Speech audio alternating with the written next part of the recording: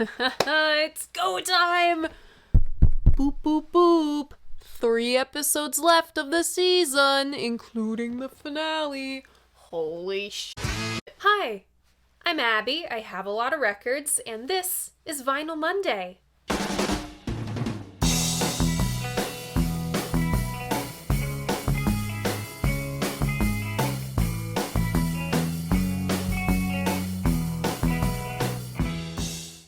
So welcome back, or welcome if this is your first time here. Vinyl Monday is the who, what, when, where, why, and how do I feel about classic albums in my collection. If TV show length episodes aren't your thing, don't worry. I also do Vinyl Monday in 60 seconds here on my channel, over on my Instagram, and as well as TikTok. Blah, blah, blah, blah, blah.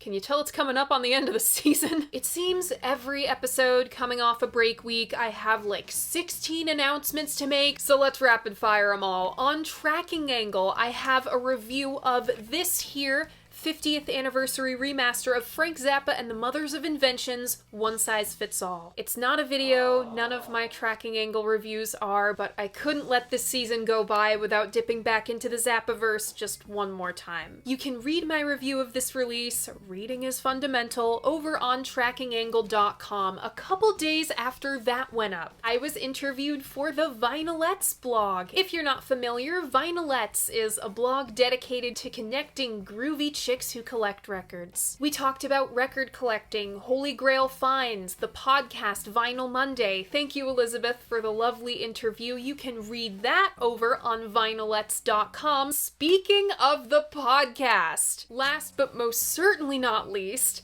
Season 2 of the Dolls Pod has wrapped. In the time since you've last seen me here, we have published not one, but 2 episodes about the single most controversial woman in rock and roll history. A 2-part finale was needed to unpack a subject such as her. Love her or loathe her, it is a Dolls Pod event you do not want to miss. The Dolls Podcast is available wherever you stream your podcast, but as always, Apple and Spotify are linked in my description, as is everything else I've mentioned in this section. Okay, literally nothing about Season 4 has gone to plan, and I do not expect anything different from these next 2 episodes or the finale. Both this week and next week are big anniversaries, but today we celebrate the 50th anniversary of Bruce Springsteen, Born to Run. Congrats if you guessed this one. Remember, if you want to play along, all you gotta do is check out my post tab. That's where I post the hints to what the next albums are gonna be. I make announcements, I host polls. You can find all of that on my channel, and if you so choose, you can always read the written versions of my reviews on my website. Linked in the description. Alright, let's take the plastic off. So my copy is a repress. I do not remember where I got this one, which is quite unusual for my collection. Usually I can pull an album out of the stacks and remember exactly where and when I got it.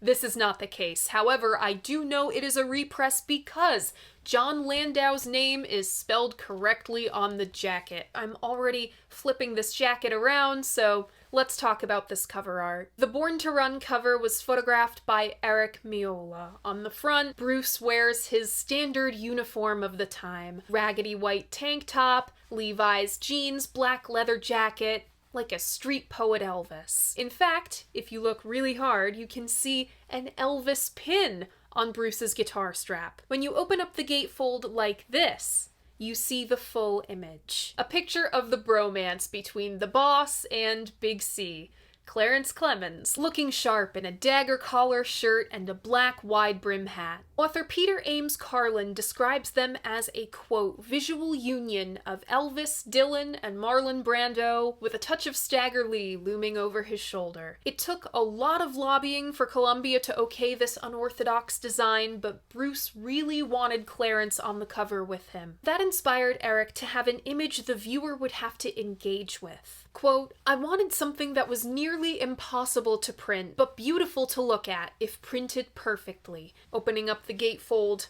this way, we have the lyrics along with a portrait of Bruce. On Born to Run, we of course have Bruce Springsteen on lead vocals, guitar, and harmonica. He is backed by his E Street Band, which at the time consisted of Roy Battan on piano, organ, and percussion, Gary Talent on bass, Max Weinberg on drums, and our other cover star, Clarence Clemens, on saxophone. Former E Street Band members David Sanchez and Ernest Carter play piano and drums on the title track respectively. Familiar face Danny Federici plays piano and organ on the title track as well. Another familiar face, Steven Van Zandt, pops up, aka Little Steve. He drops into 10th Avenue Freeze Out. He also worked on that horn arrangement. Richard Davis plays double bass on Meeting Across the River. You may remember him from the Astral Weeks episode. Michael Brecker and David Sanborn play saxophones on 10th Avenue. Randy Brecker provides additional horns to 10th Avenue and Meeting Across the River. And engineer Louis LaHave's wife Suki plays violin on Jungleland. Born to Run was produced by The Boss, Mike Appel, and John Landau.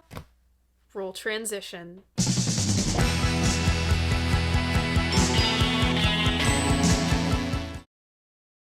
In the words of Peter Ames Carlin, quote, "Like the characters in New York City Serenade, Bruce still splayed between triumph and collapse." Let's set the scene. It's the winter of 1974. Rolling Stone gave a glowing review of last year's The Wild, the Innocent, and the E Street Shuffle, with Ken Emerson writing, quote, "The best of Bruce's new songs dart and swoop from tempo to tempo and from genre to genre, from hell-bent for leather rock to luscious schmaltz to what is almost recitative. There is an occasional weak spot or awkward transition, but for the most part, it works spectacularly." DJs in Cleveland and Philly went to bat for Bruce, making Rosalita a local hit in both cities. He had a small but loyal fan base in the Northeast and a handful of famous fans, including Lou Reed and Robert De Niro. The E Street Band were killer live, so undeniably good that Jackson Browne's manager wrote to the higher-ups asking not to book Bruce on the same bill as him for fear of being outshined.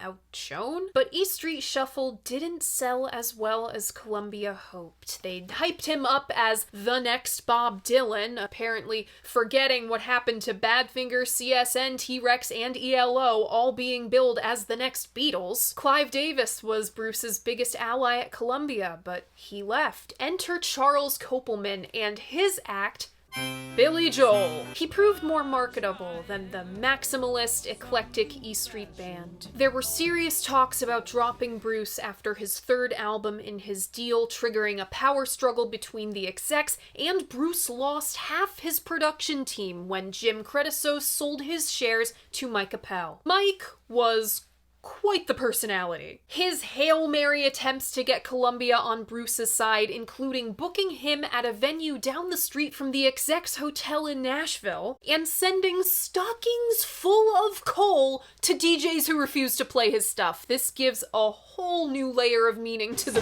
Bruce Springsteen Santa Claus is coming to town. Even Mike is losing faith in his star. Debt collectors are practically banging his door down. Damn, the drama in the exposition of this story alone is enough to make a Scorsese film. And Scorsese agreed. He tried to cast Bruce in one of his films. Columbia gave Bruce the budget for one more single. If it performed, he could stay.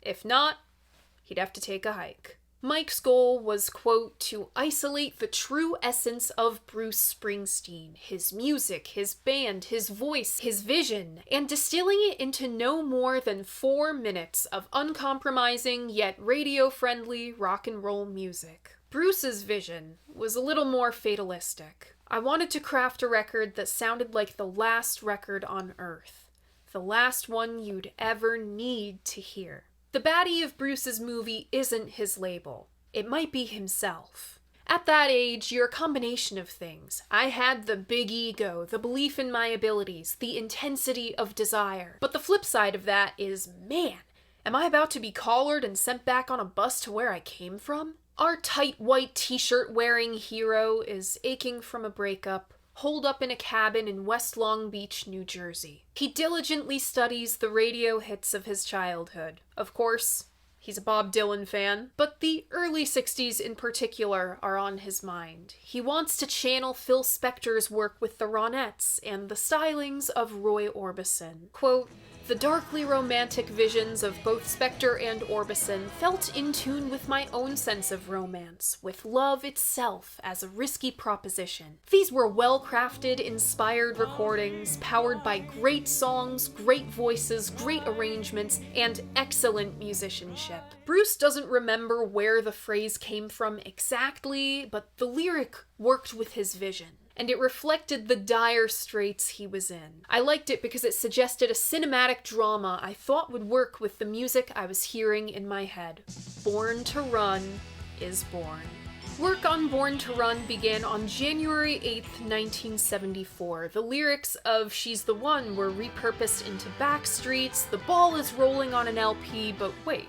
If work on this began in the winter of 1974, how come we didn't hear it until August of 1975? Well, the title track alone took 6 months to make, in part because of Bruce's touring schedule. They needed the money to make this thing, and it sure wasn't coming from selling the records. The guys popped into 914 Sound Studios in New York literally whenever they could. East Street drummer Vinny Lopez didn't even make it to recording as he got fired for punching little Steve in the face. But when one door closes, another opens. Quote, "It was a winter's night in Cambridge, Massachusetts. I stood on the street in front of our gig, Joe's Place.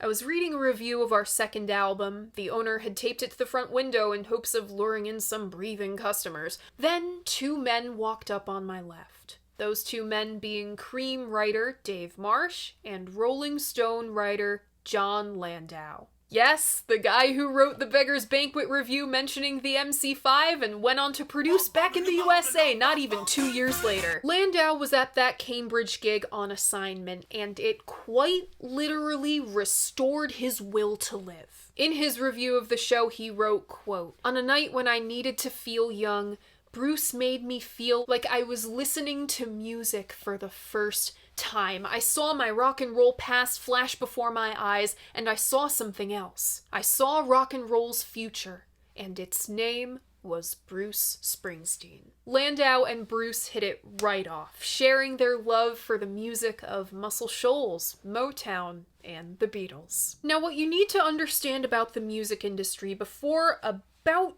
10 years ago was that one review could make or break your entire career. See, John Landau's review of a Cream gig effectively breaking up the band. Landau's review of Bruce's show kicked Columbia's asses into gear. They leaned into the hype. Good in theory, but it only added to this make or break feeling. Just after recording his parts for the title track, pianist Davy Sanchez left to pursue a solo career and took drummer Boom Carter with him. No rhythm section, no album. The guys put an ad in the Village Voice and host a marathon audition. College kid Roy Batan and former child prodigy Max Weinberg are recruited. The title track of Born to Run was a feat of technology to make. This thing was overdubbed to hell. According to Bruce, 72 tracks had to be squashed down to 16 to accommodate for the recording technology of the time. Not to mention, he went through not 1, not 2, not even 3, but 5 sets of lyrics. I worked very, very long on the lyrics of Born to Run because I was very aware that I was messing with classic rock and roll images that easily turn into cliches. I kept stripping away.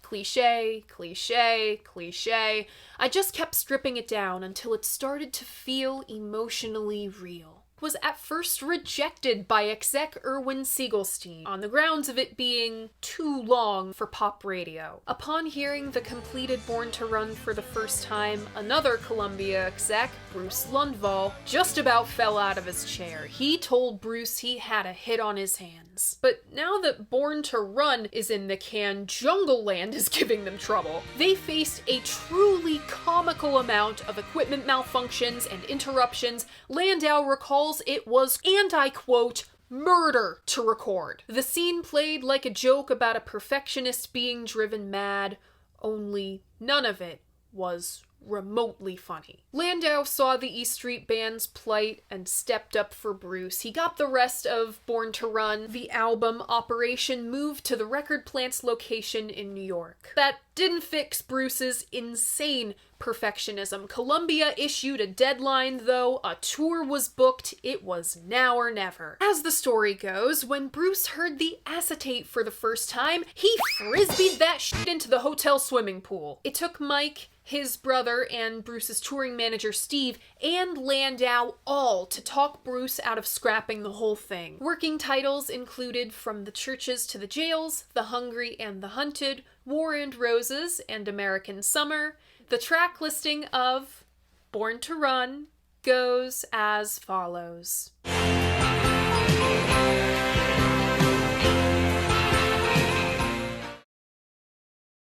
Opening up side 1, we have Thunder Road, followed by 10th Avenue Freeze Out. Then Night, and side 1 closes with Backstreets. Opening up side 2, we have the title track, Born to Run, followed by She's the One. Then Meeting Across the River, and the album closes with Jungleland. Born to Run was released on August 25th, 1975, 50 years ago today. An album anniversary episode going up on the day of? When has that ever happened on Vinyl Monday? In his book, Bruce seems to remember the title track being released as the single months before the rest of the record, but looking at chart data, it seems it was only officially released on album release day. According to author Rob Kirkpatrick, it was Mike who leaked the song months before in hopes of generating buzz. The historic E Street shows at the bottom line and the rave reviews to follow only got the hype train moving faster. Bruce was on the cover of Time magazine and Newsweek in the same week. Columbia threw $250,000 into promotional efforts, and it worked. The single peaked just under the top 20. Astonishingly, Bruce had no #1 hit in his career. Dancing in the Dark only peaked at #2. Born to Run, the album, peaked at #3 on the Billboard charts. Here in the States, The Wild, the Innocent, and the E Street Shuffle didn't chart at all. 1975 was a weird year for pop music. Let's recap. The Captain and Tennille had the best-selling single of the year with Love Will Keep Us Together. Neil Young was parked squarely in the ditch. Bob Dylan made his great comeback with Blood on the Tracks. Rob Kirkpatrick said, quote, "By early 1975, Bob Dylan had arrived twice, while the man once pegged as the next Dylan had yet to arrive once. While the Carpenters were snuggled up in parent-pleasing harmonies, Led Zeppelin issued stadium rock blockbuster Physical Graffiti. Frank Zappa's on one of the great creative peaks of his whole career, so are Pink Floyd. And about a month before, the freshly minted Buckingham Nicks Fleetwood Mac starts their year-long slow burn. A little band called Talking Heads plays their first show at CBGB's. There's a lot going on right now, so it's understandable why Grail Marcus of Rolling Stone admitted he was skeptical of Bruce. Quote, "While it was clear he was after bigger game, the records made me wonder if he knew what it was." He identifies the stories told on Born to Run are stories rock and rollers have told time and time again, but few have had the chutzpah to put their everything behind it the way Bruce does. He also identifies those Spectre-flavored treatments. What sets them apart is the, quote, majesty the band brings. Grail compares Bruce and the E Street Band to Dylan and the Hawks at the height of their power in 1965 and 66. Their determination sticks the rebel without a cause level drama and high stakes. Grail compares the highlights of the title track and Backstreets to "You gotta be fucking kidding me." Overall, Grail concedes that Bruce lived up to the hype. Born to Run is, quote, "a magnificent album that pays off on every bet ever placed on him. A 57 Chevy running on melted down Crystals records that shuts down every claim that has been made. And it should crack his future wide open." Despite the acclaim, Bruce was grappling with imposter syndrome, as our boss correspondent from the Born in the USA episode, my friend Mark, identified to me. Contrast Mike booking gigs across the street from CBS exec's hotel with Bruce ripping down his own flyers for the Hammersmith Odeon, and it paints one hell of a picture. 50 years later, Born to Run is remembered as a defining boss statement, along with Born in the USA, to Rolling Stone in 2005 for the album's 30th anniversary. John Landau said, "It felt like a masterpiece then. 30 years later, I'm sure of it." So, what do I think of Born to Run?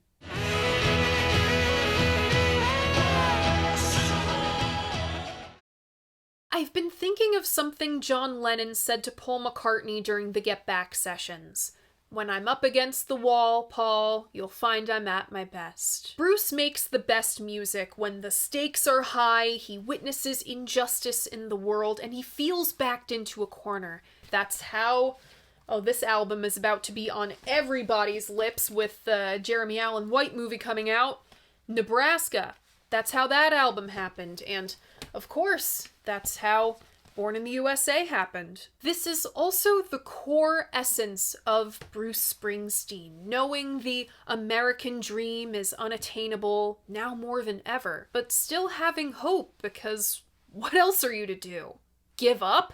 That's way worse. Might as well lay it all out on the line. That whole last album ever thing reminds me of what The Clash would do with London Calling a few years later. When the stakes are high, you put it all on the line and try some risky stuff you might not try otherwise. Bruce operated like Born to Run would be the last album he ever made, and for all he knew, it might have been. As far as sound goes, Born to Run is also quintessentially Bruce Springsteen. Piano, bells, saxophones, his marble-mouthed and rousing quote, "Jersey Pavarotti via Roy Orbison wails. More is more, all drama and despair. From here, we either elaborate on it, 80s-ify it, or strip it down to the studs." Going in, I was skeptical about Born to Run. I think I felt the same going into Born in the USA, coming from the music I typically like. Mid-70s maximalism is all so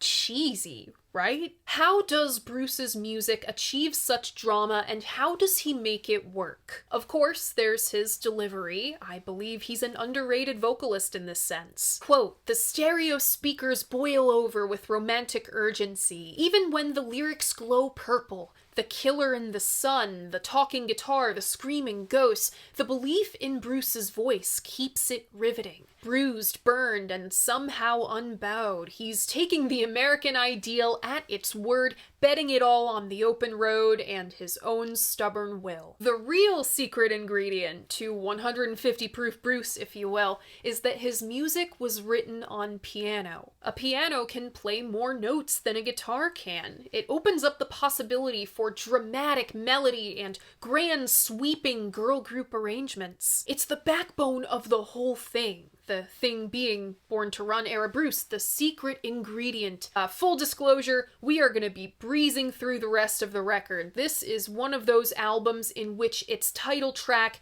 dominates the whole thing, and I want to give that the space it deserves. It's one of the greatest songs ever recorded. But I do still want to highlight other cuts on Born to Run because this is a worthy body of work. Born to Run opens with Wistful Harmonica.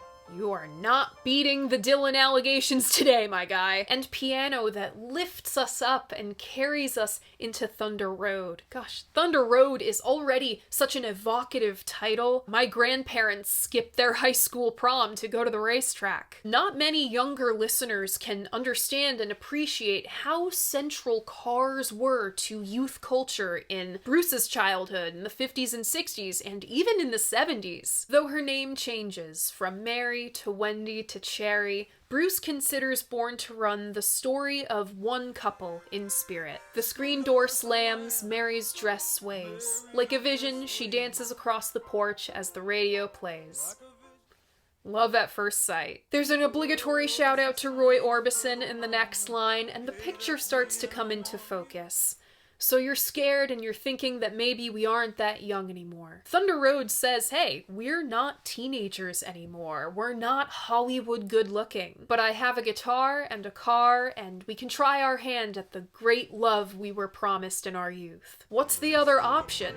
Waste your summer praying in vain for a savior to rise from these streets? Here he is! Musically, Thunder Road introduces all those Bruce tropes. Grand piano with the 50s rock and roll swaths, 70s does 50s guitar, tumbling excitable drums, and, of course, a saxophone solo. If you do not like saxophone solos in your rock and roll records, please move on now. Clarence's solo was moved to the end of the song per Landau's suggestion. I think this was the right call. It gives the song an end goal, a place for it to go to. The totally drive-in ready 10th Avenue freeze out was helped along by Little Steve. He was a fellow early 60s freak. He even dated Ronnie Spector after she divorced Phil. There's a twist of 70s radio pop with the treatment of the brass in the beginning. The lyrics of the first half of the song don't do much besides paint a picture of a typical night in this community. Transistor radios in a tenement window, and tough guys galore. Then, it becomes the story of the E Street Band. When the change was made uptown and the big man joined the band, then Big C jumps in with a little sax riff. He's the big man. The big scooter in the song is Bruce himself. It's a little homage to their bromance. Bromances are the fuel that which the E Street Band runs on. I wish we'd gotten a little more out of the tempo push at the end. It's like the diner bursting to life when just the right song comes on over the jukebox. Lyrically, Night doesn't stand out from the bunch. It's more of a guy in his car longing for this lady to come and shake up his life. It's swamped by the sheer power of the other greats on this album, but I'll give my kudos to Gary Tallent's bass playing. The energy comes from him. I have been flip-flopping on Backstreets since I started writing this video. When I sat down to write the review portion, it wasn't my favorite on the album, but now that I'm sitting down to film it, I've warmed up a little more. But there does get to be a point, with this listener at least, where the maximalism and the sappy piano becomes a little too much. Other listeners have interpreted it as a love song, but Backstreets continues that E Street Band tradition of songs about friendship between boys in their formative years. We've heard plenty already about the danger of romantic love, but when you're teenagers on your own for the first time, the whole world is that exciting and dangerous. When you're a couple of no-good outcasts, all you have is your closest friend to watch your back. This makes me think of, gosh, what was it? On Born in the USA, I think it's No Surrender. The repetition of the line, hiding on the back streets as the drums get bigger and the guitar lets loose into its full grandeur, is my favorite part of the song. The E Street Band's drama worked through tension and release, and Bruce emotes that line slightly different every time, as if to recall a different memory every time he says it. The moment you've all been waiting for. The side 2 opener, the wide-screened rumble of Born to Run. Rob Kirkpatrick called this song, quote, deceptively simple. Maybe it's because I know the lengths guys like Spector went to achieve that wall of sound, but I thought, Born to Run simple? In what world? From the music itself to the story Bruce tells, Born to Run is quite layered. Let's start with the very first second of the song. Born to Run is Boom Carter's one and only appearance on an E Street Band album. He whips out an urgent drum roll worthy of the Wrecking Crew. About that drum roll, he said, quote, "Now I'm a part of rock history, and I wasn't even trying." It bursts into the thumping drums, driving 50s rock and roll piano chords, and the bells. The bells! The tail end of the guitar motif is a nod to Duane Eddy's Because They're Young. I also thought of Link Wray with that really heavy, thick reverb, and we can't forget a rock and roll saxophone. Saxophones used to be a staple in pre-Beatles rock and roll. We talked about this when I reviewed the Sonics. I think what makes Bruce's wall of sound approximation work is its lack of big booming drums. If it had everything, it'd feel like a parody. These lyrics should not work. As Bruce has said in a couple previous quotes, they are so loaded with cliche. Working away the days, going out driving at night, enticing Wendy to run away with you.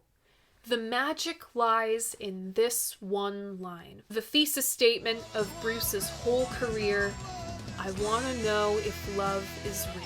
When you're from a working class community without a lot of upward mobility and without many places to go, you set your personal hopes and dreams aside in favor of paying your fucking bills. Maybe this town rips the bones from your back, it's a death trap, it's a suicide rap, we gotta get out while we're young. Do or die, babe. The longer you stay, the harder it is to leave. Being an adult is a dreary world, especially in our very isolated modern age. You yearn for connection, some great sweeping feeling to escape to. The love you envisioned you'd have, or maybe the love you did have as a teen. I can only imagine what this is like for the men who society teaches to cauterize their emotional wounds in favor of macho man stoicism. Love is dangerous.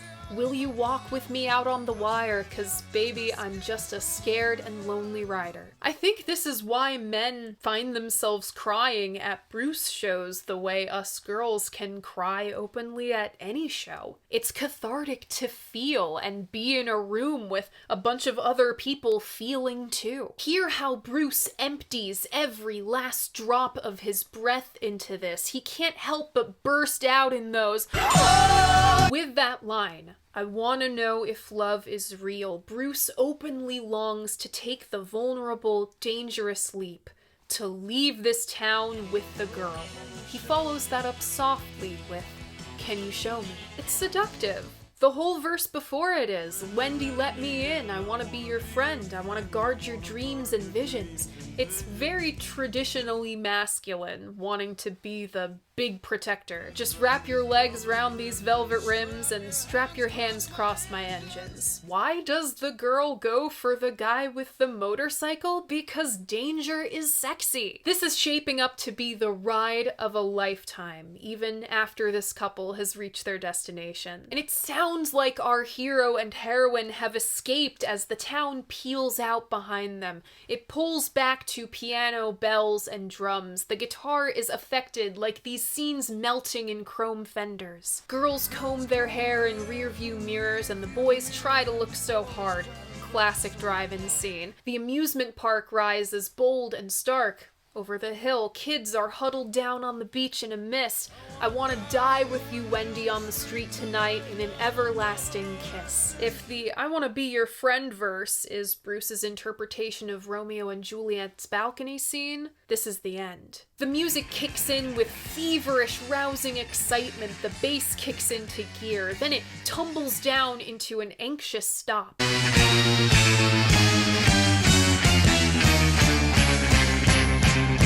Keys and piano wait for their cue, holding those notes to sweep back up again. It sounds like a rumbling engine, and apparently Bruce wanted a leader-of-the-pack style motorcycle sound here. Then, the highway's jammed with broken heroes on a last-chance power drive.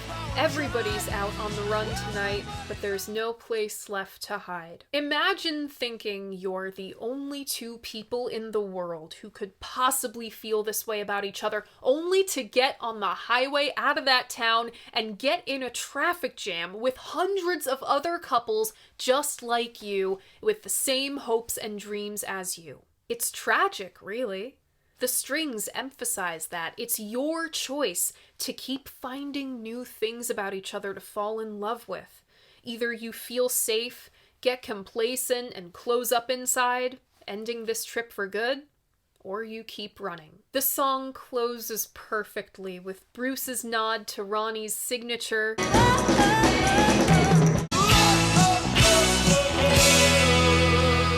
and a fade out that leaves you longing for just one more second of it, just one more whiff of her perfume. How the hell do you follow that up? She's the One opens with soft electric guitar strums, as if sitting on a hotel room bed after Born to Run's Great Escape. In keeping with this image, as his lady comes back from taking a shower or getting ice, our narrator simply reflects on her beauty. Her French cream, her French kisses, her long hair and intense eyes. He's simply marveling in her beauty, but struggles to allow himself the vulnerability. Such is one of the great struggles of Bruce Springsteen songs. French cream won't soften them boots, and French kisses won't break that heart of stone.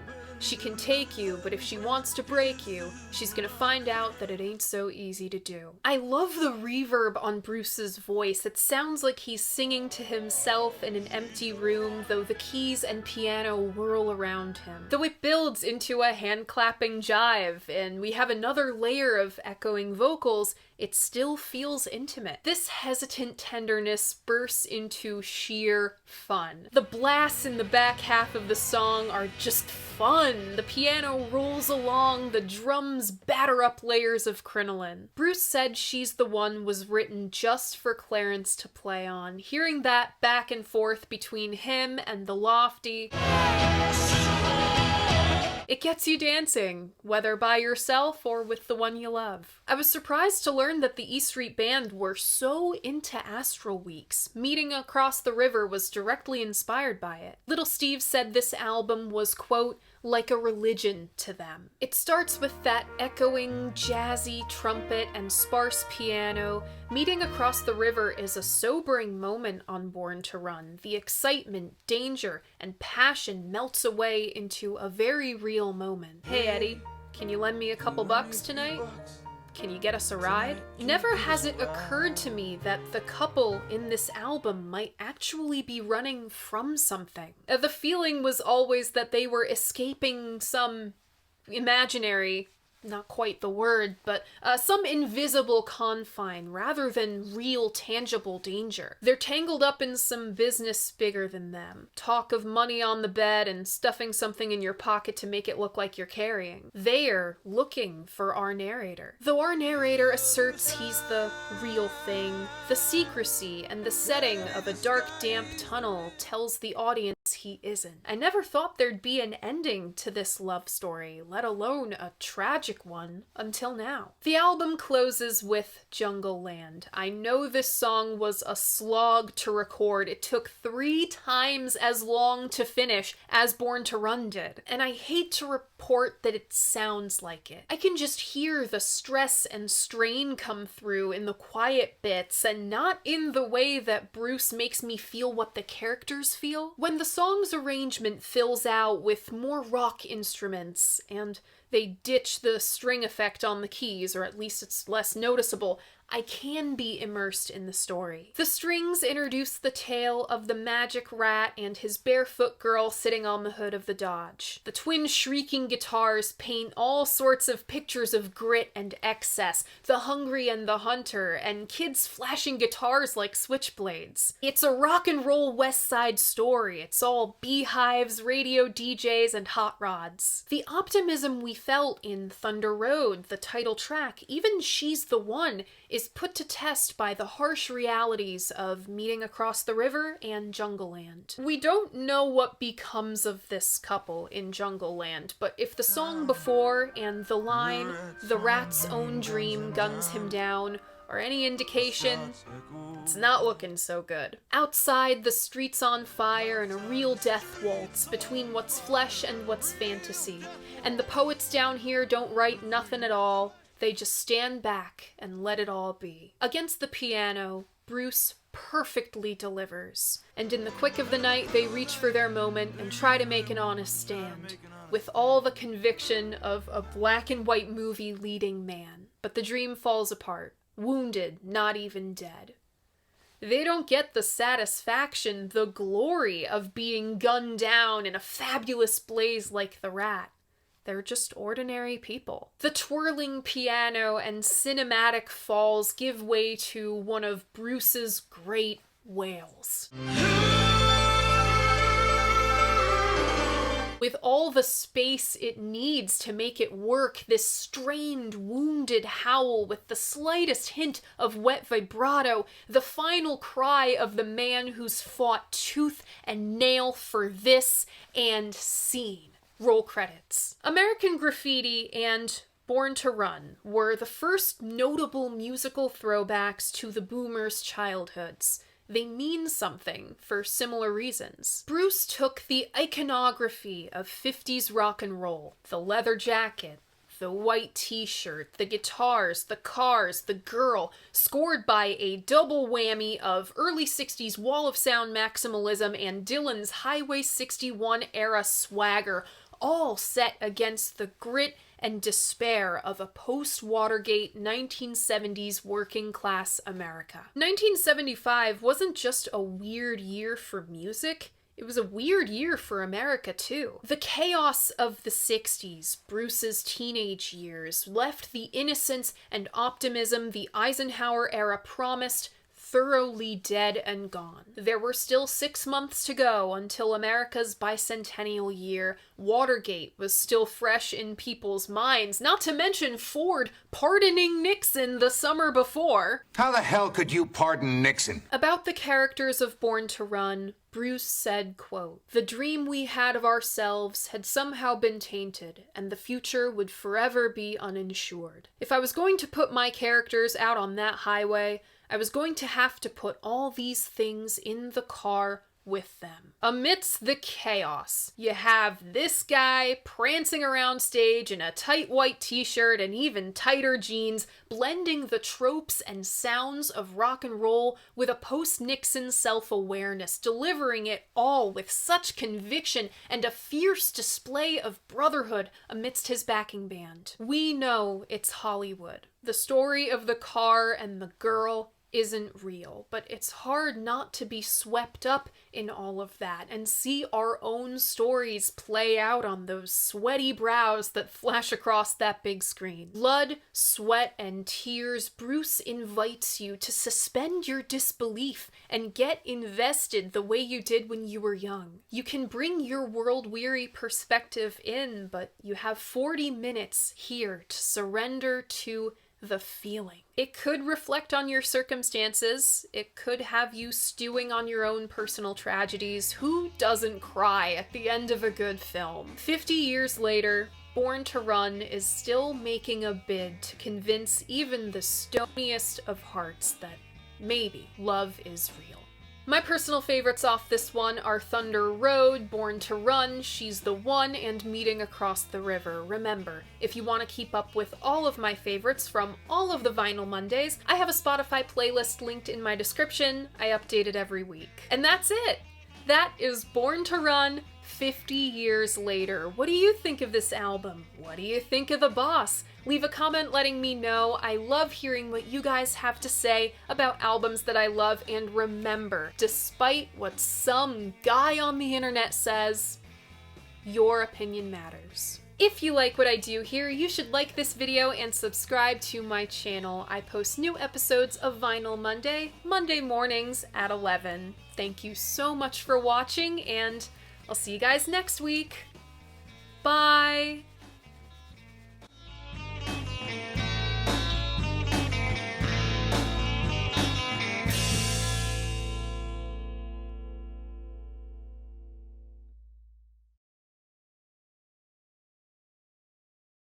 There's lipstick on my teeth for this whole video. I'm gonna contribute to a statistic. I got that. Oh, Jesus.